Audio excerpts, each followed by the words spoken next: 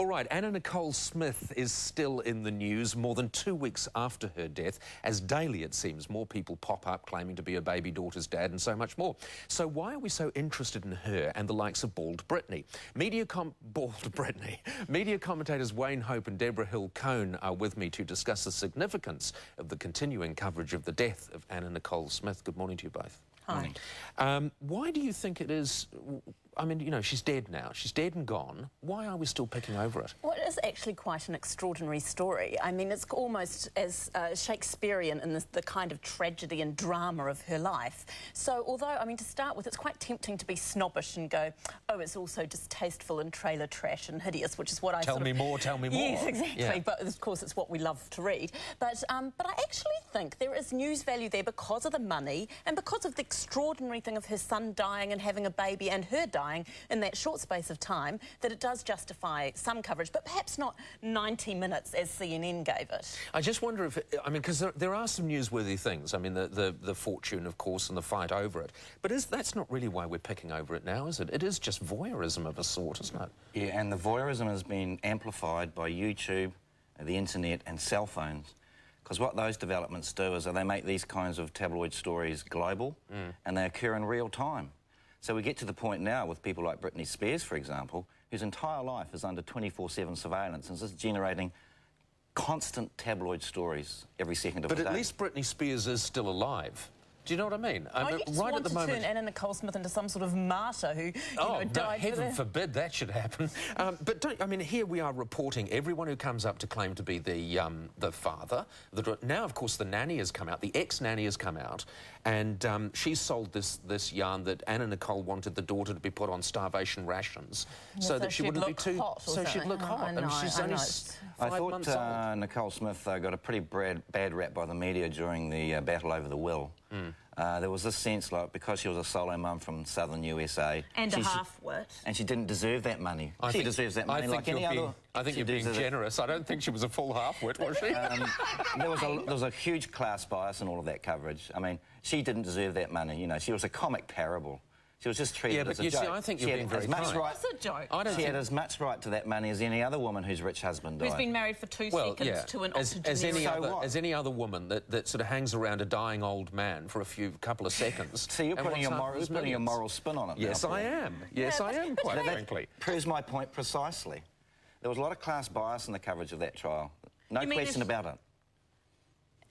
She would have got more sympathetic coverage if she'd come from a better-off background and her husband. I don't know if she would. And she had such large bosoms. I don't know if she would. Well, I think actually the large bosoms worked against her. She was drew attention to it. During that trial, she was reported in terms of scorn in the US media. Yeah. Oh, absolutely she was. And I don't think it was deserved, quite frankly. Well, do you not? I mean, the thing is, and that's what we're talking about, the level of coverage that she attracts. And I wonder if some of it is because we do lead our lives through these people, don't we? Is it that our lives are so desperately shallow and boring that we resort to talking to each other about people we'll never meet? That's always been the case. I mean, you know, it's like I love watching Shortland Street, you know, and it's that's just people's dramas and that's very so similar. it's just human nature. The YouTube... Shortland Street is just as banal as Anna Nicole Smith. The YouTube internet dimension is very important because it globalises the whole thing, and it does so in real time. Right. Yeah, but Wayne, isn't it that now the time that real mainstream news media outlets have to decide, are they different from YouTube? Are they actually going to set themselves apart and not be trying to compete with YouTube? Right. Well, actually, the YouTube and the traditional news channels are basically integrating. Well, they are more and more. I mean, look at the sale of Trade Me for a start. Do you think Anna Nicole, had she wanted to get out of the media spotlight, would have been able to? Did she have any control over it at the end? Absolutely. I don't think so, actually. I think I'm going to have to agree with Wayne this time. I think the white trash... gone and lived somewhere in anonymity. That's nonsense. There's no such thing as anonymity in the days of YouTube, just none. But even without that... Cell phone cameras, you wouldn't be able to... You can't go outside of the house without being snapped. If she'd taken her silicone breast implants out, everyone's a reporter, no one would have been interested in it. No, they would have been fascinated in the removal of the silicone breasts, wouldn't they? I mean, look at Britney. Let's come back to Britney, right? Because, I mean, at the end of the day, NASA was saved by Anna Nicole Smith. Anna Nicole Smith is going to be saved by Britney, or Bald Britney, as we started to call her. arguably she does want out of the media spotlight now. No. I mean if she everything's really worked wanted to, she could come and live in New Zealand. People would actually... Do you honestly think that would move her out of the spotlight? Hello, we've got cell phone cameras in New Zealand. Did you know that? You're beginning to become I obsessed really with cell think- phone cameras, No, Wayne. this is very important. It's transformed tabloid journalism.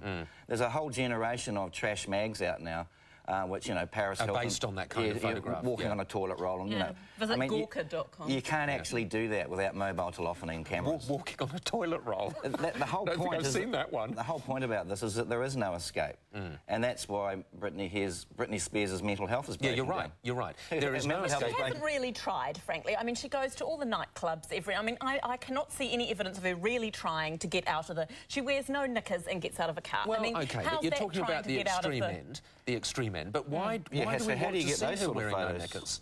That's the thing. I mean, she's no longer producing the music she was once producing. Because she's a train wreck, and that's fascinating. And we want to watch her as a train wreck. Schadenfreude and Well, human nature is... The key thing about Britney is that she's a major advertising icon. You know, Elizabeth Arden, Pepsi. Is she now, though? What, for trash clothing? Well, I think the point is that she wants out. Well, I don't think she's going about it the right way if she does. Well, But I think the point tragedy is... there is no way out. No, there is no way out And for that's the Britney now. tragedy. That's absolutely right, because now we're watching the train wreck and it's ultimately going to crash and we'll be there to savour every moment of her misery. I think she And could we've come seen and this live in before, and so we're Manurewa and seeing it work in a again. dairy and no one would give a toss. Well, if she I really think wanted that to is get out of the rat ridiculous, race. because Wayne would be there with his photograph camera. No, I don't work for a television company. I wouldn't be there. We all do. We all do. That's the whole And I don't argument, work for isn't People it? magazine either. All right, Deborah Hill-Cohn and Wayne Hope, thank you very much for joining us this morning.